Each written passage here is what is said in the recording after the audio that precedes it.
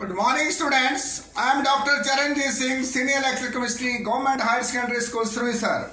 Students, detergents, soaps का topic खत्म होते होते कुछ ऐसे क्वेश्चन हैं जो एनसीईआरटी की पेपर में एनसीईआरटी की बुक के लास्ट में दिए गए हैं। जैसे एक क्वेश्चन है हमारा क्वेश्चन नंबर 16.20 एनसीईआरटी की बुक में दिया गया क्वेश्चन और पूछा भी जाता है कई बार, how are synthetic detergents better than soaps, कि सिंथेटिक डिटर्जेंट्स जो है सोप से अच्छे कैसे होते हैं।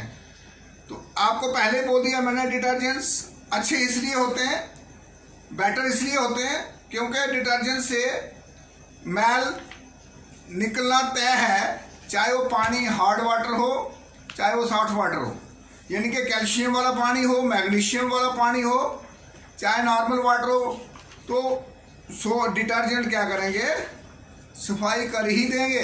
क्लींजिंग एक्शन बहुत ज़बरदस्त है इनका। और दूसरी बात डिटर्जेंट्स की खास बात क्या है ये कि डिटर्जेंट जो होते हैं वो बायोडिग्रेडेबल होते हैं अगर उनमें लॉन्ग चेन ब्रांच चेन नहीं होना चाहिए। अगर ब्रांचिंग नहीं हो चेन में तो माइक्रोब उनको खा जाएंगे, डिकम्पोज कर जाएंगे। लेकिन अगर ब्रांचिंग है, ज़्यादा ब्रांचिंग है, तो फिर बायोडिग्रेडेबल के लिए टाइम लगेगा। ये खास बात है। इसके बदले जो सोप्स की बारी आती है, सोप्स में क्या होता है कि जहाँ पर हार्ड वाटर होता है, हार्ड वाटर में कैल्शियम और मैग्नीशियम होने के कारण वो पानी में डिजॉल्व नहीं होते हैं, फिर वहाँ सोप्स फेल हो जाती हैं, फिर क्लींजिंग एक्शन ज़ीरो हो जाता है वहाँ पर। ये सोप्स में फ़र्क है। अब सोप्स की जहाँ तक बारी है, सोप्स ऑयल्स और फैट से बनाए जाते हैं, लेकिन जहाँ तक डिटर्जेंट की बारी है वो हाइड्रोकार्बन जो पेट्रोलियम से ली जाता है, यानी कि पेट्रोलियम से हाइड्रोकार्बन वाला पार्ट लेकर उसमें सल्फ्यूरिक एसिड वगैरह डालते हैं, NaOH डालते हैं, तब सोप बनता है। एक चीज़ पेट्रोलियम प्रोडक्ट्स की बन रही है वो डिटर्जेंट है, और दूसरी फैट्स और ऑयल्स की बन रही है वो सोप्स है।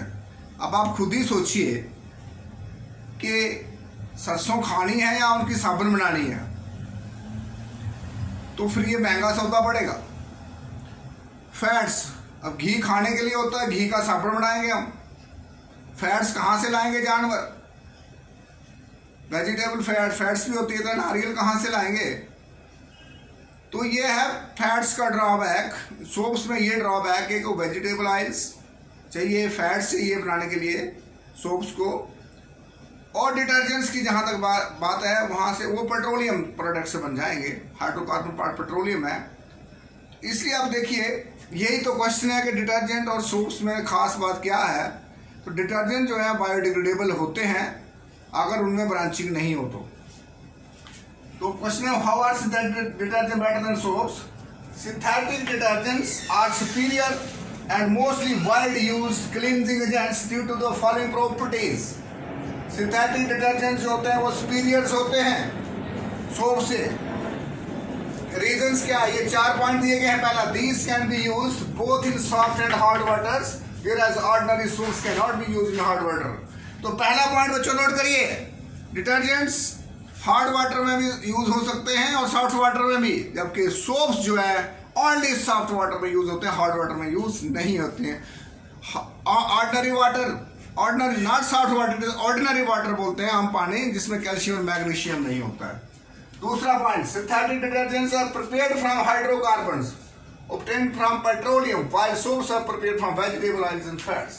पॉइंट नंबर 2, डिटर्जेंट्स जो हैं वो पेट्रोलियम प्रोडक्ट से बनाए जाते हैं और सोप जो है वो वेजिटेबल ऑयल्स और फैट से बनाए जाते हैं।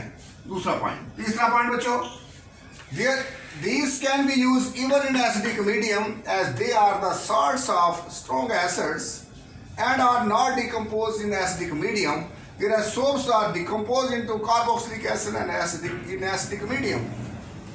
बच्चों, डिटर्जेंट्स का तीसरा फायदे की बात, these can be used in acidic medium।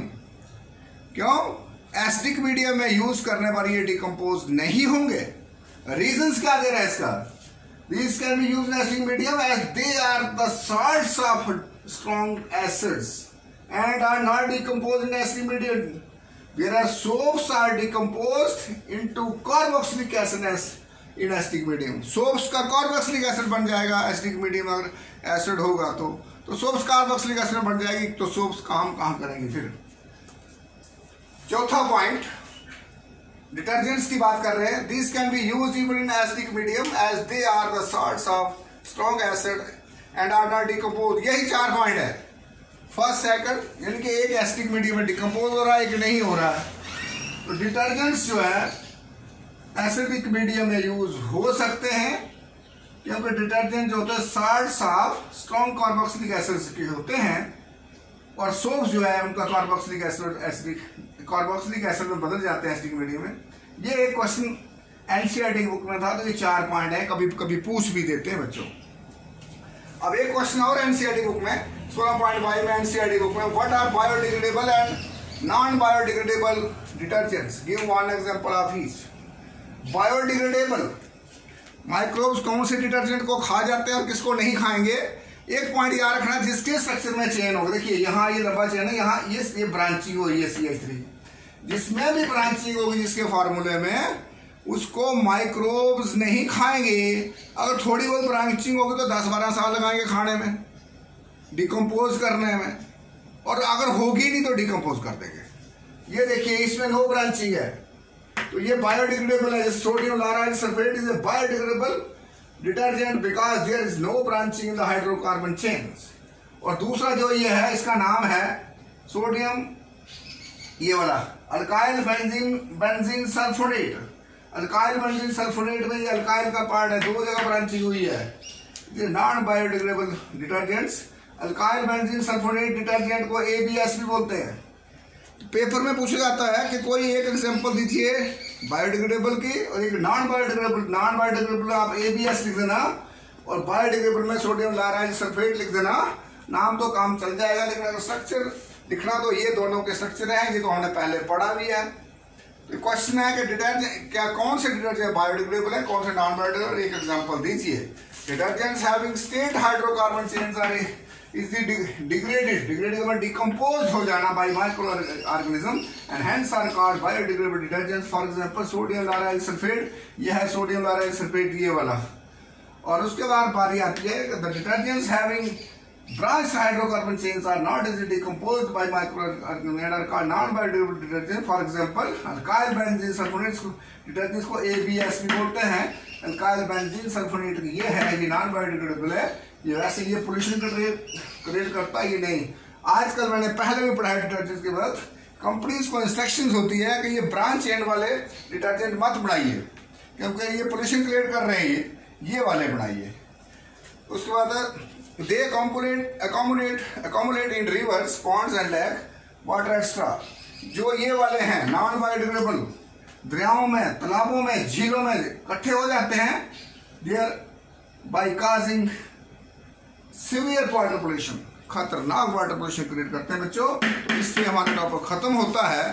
तो मैंने पहले भी कहा कि चैनल को सब्सक्राइब करें और बेल आइकन को के ऊपर लाइक का बटन दबाएं, शेयर करें। Thank you very much.